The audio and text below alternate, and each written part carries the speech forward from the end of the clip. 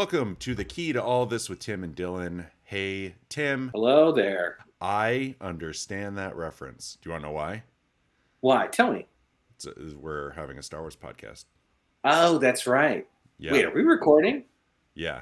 We're 26 seconds into it. And I that's just thought I also was including talking into the, my... hey, let me pull up my notes. How are you? How's it going with you? Life is good. Yeah, very good. I've got one of our shirts on, which I'm excited Ooh, about. yes. I think these are only like $18 on our store, shop.tktaot.com, the acronym for the key to all this. Mm-hmm. Anyway, how are you, Tim? What's your shirt say? My shirt says level up. Oh, which can Because also be found at our online store. No. Actually, everything you see behind me is completely available on our online store. Same here. Including my apartment. Oh, One bedroom yeah. apartment.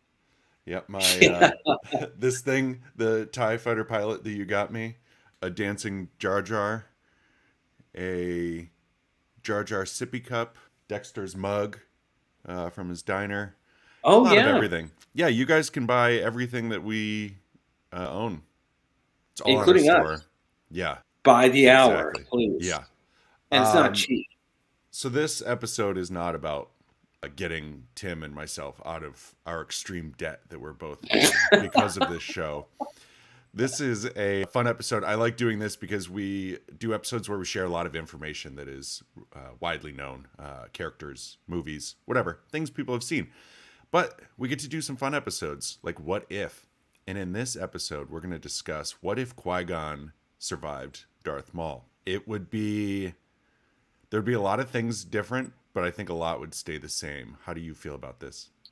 I mean, I think the lowest hanging fruit on this tree is that I don't think Anakin Skywalker would turn to the dark side, because I think what he's really thirsting for is to fulfill his daddy issues with Palpatine.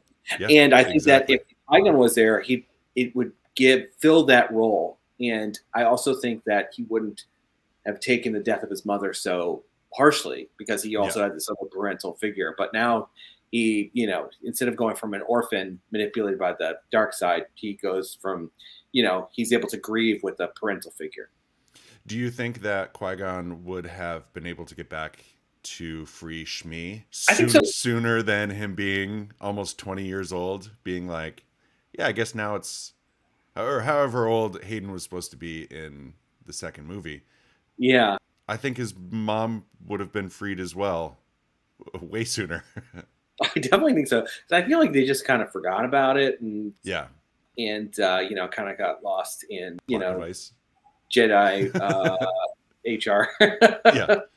Yeah, because I feel like most of the Jedi are pulled away from their family, but I feel like they're young enough to not necessarily be like, oh, I remember that my parents are still enslaved. I think it was more of a, look, I'm going to do this thing, my family's okay, rather than we're taking you away from someone who's not doing very well, and let's try to revisit it and give us like 10 years or so, and then maybe we can go back and tell you not to go after your mom.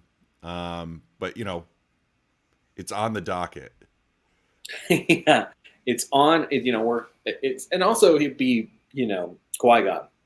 Yeah, where he would definitely have that as a top priority. And I think that they already knew that, being old as Anakin was, to start becoming a Jedi would have a slew of issues, emotional issues and attachments. So I definitely think that he would recognize that in order to successfully train him, there would have to be a resolution of her enslavement. It couldn't just be this open-ended question.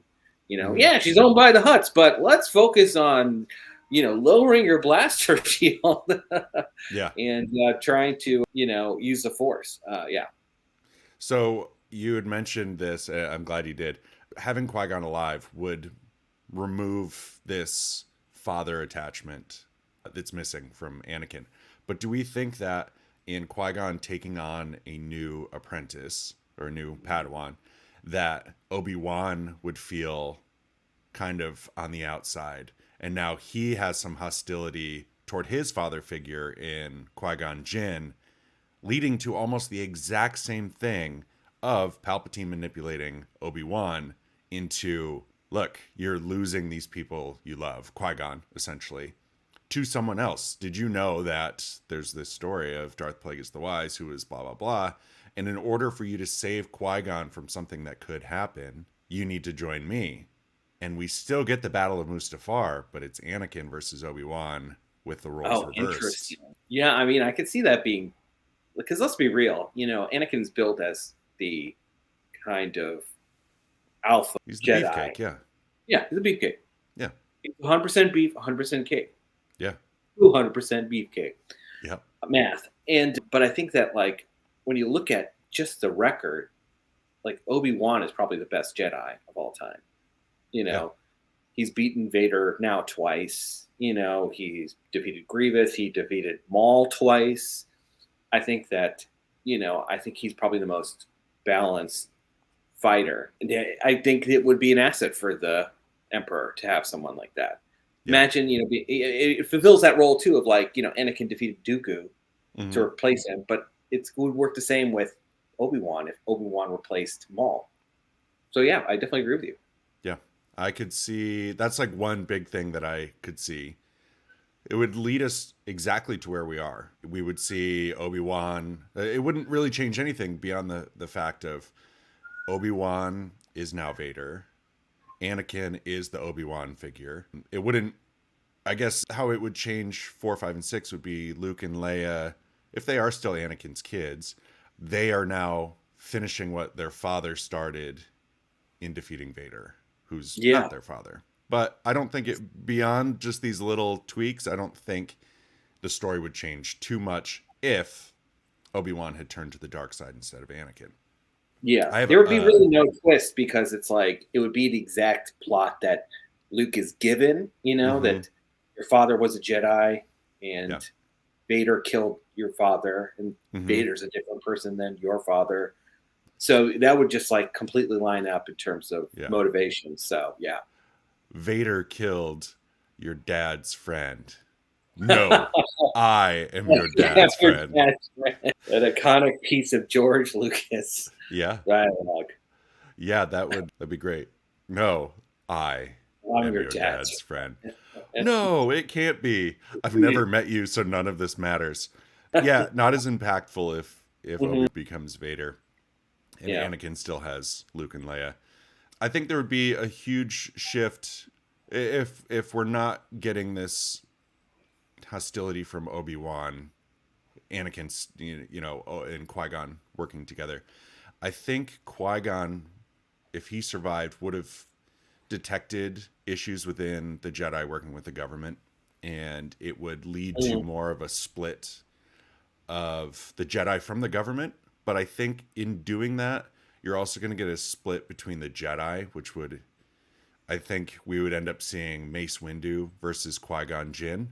I think they're both good people, but fighting for what the Jedi represent and what they're meant for in the galaxy, I think that's like an interesting thing. I definitely like, hey, we're here to protect the people, and Qui-Gon's like, we're here to protect the galaxy rather than, the government.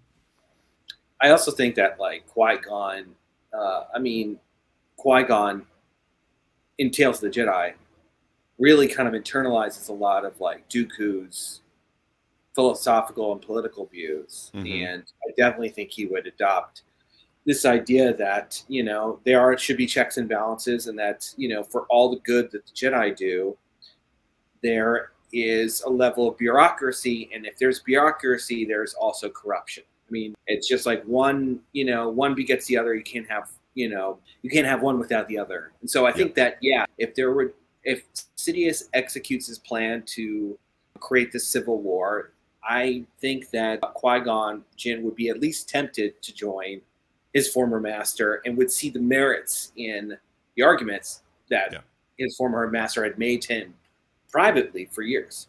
Yeah. I didn't even take Dooku into consideration with all of this, because I was thinking more of how episode 1 would lead to episode 3, rather than Dooku, like, realizes, in Dooku's death, he realizes, oh, I should not have aligned with Palpatine. This is bad. Yeah. So in that, I think, yeah, we would probably get Qui-Gon. I think we would have Qui-Gon, Anakin, Yoda, Obi Wan on one side, and we would be against Mace Windu and basically everyone killed in Palpatine's like apartment Yeah. against each other. And I think a huge Jedi on Jedi, like good versus good, Yeah, be a is Jedi pretty Civil War as compelling. well. Yeah, Yeah. yeah. I think the Clone Wars probably wouldn't have happened if Qui-Gon stayed alive, Yeah. and I that would have definitely agree. saved us about what, maybe like 10 or 11 years of watching animated shows. Oh, we would have put out of work literally hundreds of D. if Bradley this Baker not D. Bradley Baker would not be working today. Yeah, no. If Qui-Gon Jinn had survived, D. Bradley Baker would be homeless. He'd be, asking for change, muttering, "Ooh, Mm-hmm. Qui-Gon, ooh." Yeah. With And his people will be like, cardboard "What are you sign that talking said, "I survived the Clone Wars," and people are like, about? "The Clone Wars never happened. You're crazy." What are the Clone Wars? Yeah. What is Clone War? What is a clone? It's a clone. So we could say at the end of this, Tim, that Qui-Gon Jinn's death is the key to all of this. I think we have to. We have to. I don't think I want to end the show like that. It is interesting though. I We love good the can what like ifs. I love the what ifs because so even if Qui-Gon survived, this is something I find really interesting in the fact the way that Yoda trains Luke, knowing that Luke is too old, he trains him as if Qui-Gon would be training Luke. It's very live in the now, don't worry about what's going on. Don't protect the people that you love. Don't deal with any of this. Just feel the force. Feel Matata exactly. or Matana Hakuna Yep. for Yoda's Yeah, speech. try saying that again. Because the Jedi in 1, 2, and 3 are very reactionary and they're like, we need to protect this because of all this future stuff that's going to happen, instead of sitting in the grass and floating some rocks. Mm-hmm. And Yoda's approach in episode 5 is very much lift some rocks, be in the now instead of worrying about your father, worrying about your friends, whatever. So I don't think that would have changed. The way that Yoda trained Luke wouldn't have even changed if Qui-Gon had survived, because I feel like he used Qui-Gon's practices in the Force. Yeah. Yeah, no, I think that it would be roughly the same kind of treatment that we already see in Empire Strikes Back. And because also it's like Yoda is also very much seemingly against like the kind of crazy dogma of the Jedi to an extent. He recognizes that like there are rules and there are guidelines, but what's the biggest teacher of all is just failure and practical knowledge of the Force, rather than all these rules and regulations that the Jedi seem to have like adopted over the years politically. He seems to kind of be above that. Yeah. We also see in the Acolyte that it's still very much the Jedi protecting the government rather than it just being like, hey, we're peaceful people. Let's just be peaceful together. They're still very much like, we're going to go steal Osha and May because we have the legal right to do this. Like that's it's an odd thing, but it only took Yoda 100 years to get away from that. So it happened eventually, and sure, everyone who was around him when he found out is now dead. Yeah. By the end of the 100 years, except for Ki-Adi-Mundi, of course. Yeah. I mean, that weasel. That little weasel. Big cone-headed bastard. The big eraser. Let's absolutely do an episode on him. Yeah. Where we just right now. The roast for of Ki-Adi-Mundi. Minutes. Yeah, let's start adding that. The roast of Ki-Adi-Mundi. Yeah, let me just bring up Jeff Ross. Roastmaster Jeff Ross. Yeah, let's get him on the horn. That's all I have for Qui-Gon surviving. Me too. Yeah. And then the next episode, we're going to talk about Ewan McGregor and Obi-Wan a little bit more, because he's talking about how he wants to come back and what he envisions for Obi-Wan's return to Star Wars. So catch us next time. Yeah, catch us then. And Dylan, may the force be with you. And also with you, you cone-headed bastard. Oh, Qui-Gon.